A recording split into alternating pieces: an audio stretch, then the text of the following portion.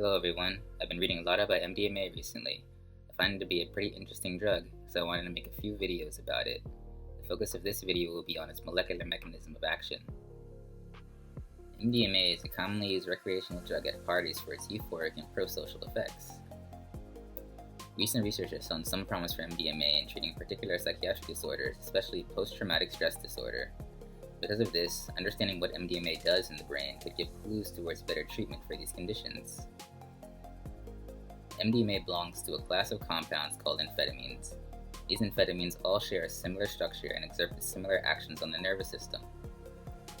In this video, I will discuss the mechanism by which MDMA induces mono-amine release, and in later videos I will discuss how this mechanism causes MDMA's effects and its relevance to psychiatric disorders.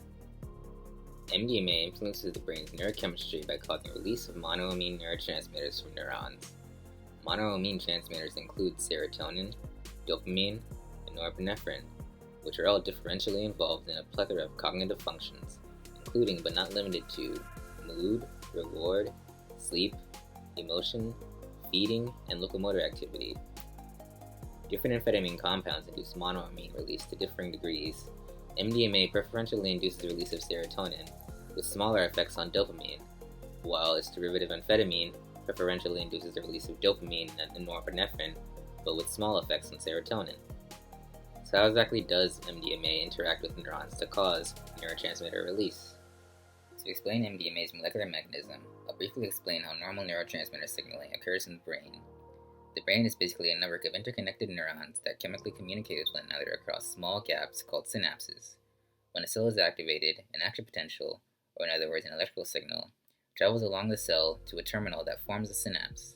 At the synapse, neurotransmitters are released and can cause activity changes in the receiving cell. Since MDMA predominantly affects serotonin release, I'll focus on the serotonergic terminal. Inside this terminal, there are vesicles that store serotonin until the cell is ready to release it. When an electrical signal arrives, it causes the vesicles to fuse with the cell's outer membrane. As a result, neurotransmitters in the vesicle are released into the synapse. This allows serotonin to enter the extracellular space, which then binds to and activates serotonin receptors. There are 14 different kinds of serotonin receptors, and they can have different effects on cells. Depending on the kind of serotonin receptor being activated and the brain area where the cell is located, this can cause changes in perception, cognition, and mood. This signaling is only meant to occur for a short time, however, and cells need to recycle serotonin to be released again when another action potential arrives. For this reason, the terminals have presynaptic transporters. These transporters are located on the membrane and allow it to reuptake released neurotransmitter. These transporters move serotonin from the synapse back into the cell. Once the transmitters are back inside the cell, another transporter, called vesicular monoamine transporter, transports serotonin back into vesicles. Now serotonin is ready to be released again when another action potential arrives. The primary mechanism of MDMA is to increase the amount of serotonin in the synapse. It does this in several ways. First, because of its structural similarity to serotonin, the serotonin transporter treats it like serotonin and transports it into the cell. This creates competition for serotonin that is already present in the synaptic cleft, allowing them to remain in the synapse for a longer period of time and continue to activate serotonin receptors. Once inside the cell, MDMA does two things that lead to a big increase in serotonin release. First, it blocks the transport of serotonin into vesicles by blocking the vesicular transporter. This means that serotonin that was taken back up, or serotonin that is newly made, is blocked from entering the vesicles. This causes serotonin to build up in the cytosol of the cell. Second, MDMA binds to and activates the enzyme called TAAR1. This enzyme then activates a signaling cascade that phosphorylates the membrane transporter. Phosphorylation is a way in which proteins change the way other proteins work. This phosphorylation causes this transporter to work in reverse, causing all the buildup of cytosolic serotonin to be shuttled out of the cell through the transporter and into the synapse. This causes direct release of serotonin from the cell without need for electrical signals.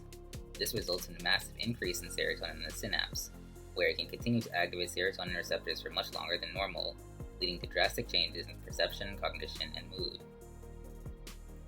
In summary, MDMA competes for monoamines for reuptake into the transporter. MDMA blocks the transport of monoamines into vesicles, causing a buildup of monoamines in the cell's cytosol. MDMA activates TAAR1, which reverses the membrane transporter, driving monoamine release. I find the mechanism of MDMA to be quite interesting. MDMA's ability to cause such a huge release of monoamines is what causes many of its effects on cognition and emotion. How this mechanism relates to its efficacy in treating psychiatric disorders is only beginning to be understood. In my next video, I will try and summarize the studies and hypotheses behind the mechanism of MDMA in relation to alleviating PTSD. Thank you for watching this video, and subscribe if you want more future videos. I included links in the description of this video to sources of the information I presented here, as well as links to other great videos about MDMA if you want to learn more.